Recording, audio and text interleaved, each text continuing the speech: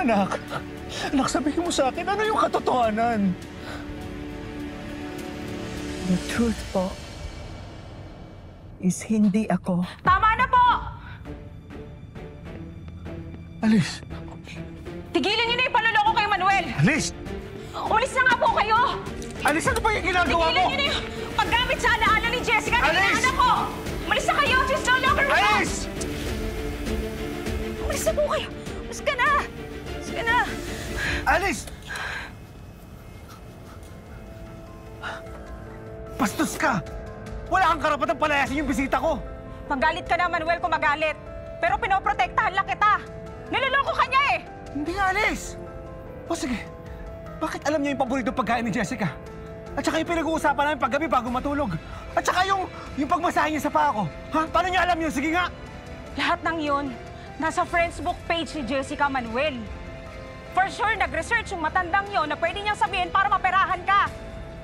Alam mo ba yung ginagawa niya? Nung nakapikit ka? At nagpanggap siyang si Jessica? Nagpipigil ng tawa.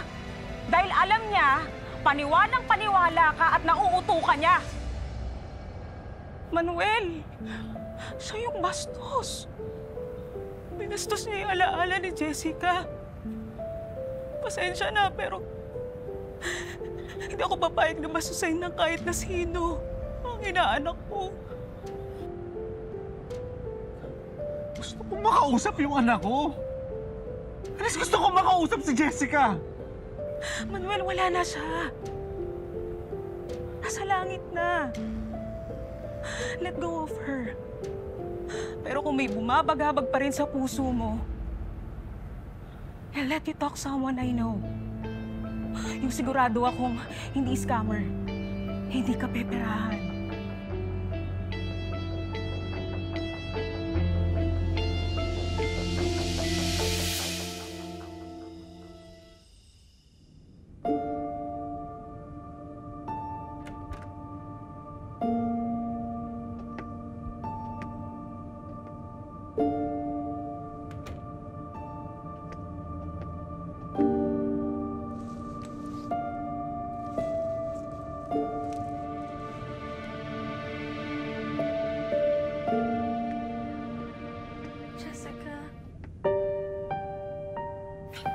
Jessica.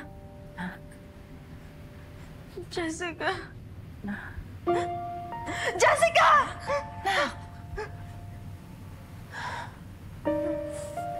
Nay, napanaginipan ko po si Jessica. Gaya ba ito ng dati? Tungkol sa paghihilaan niyo? Opo, Nay. Pero, this time iba na po eh. Hindi ko po siya nabitawan. Hindi po siya nabangga. Ay, nakapag-sorry po ako sa kanya. At finorgive niya po ako.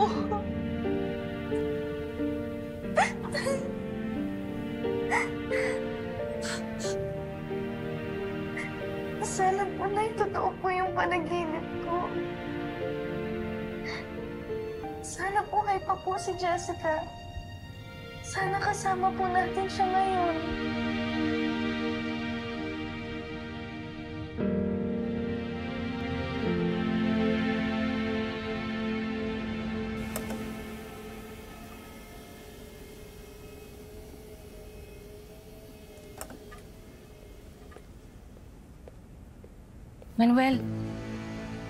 Manuel, si Pastor Ishmael Lorente, dinala ko rito para kausapin ka sa nararamdaman mo tungkol sa panaginip mo kay Jessica. Para magkaroon ka ng peace. Pastor si Manuel po.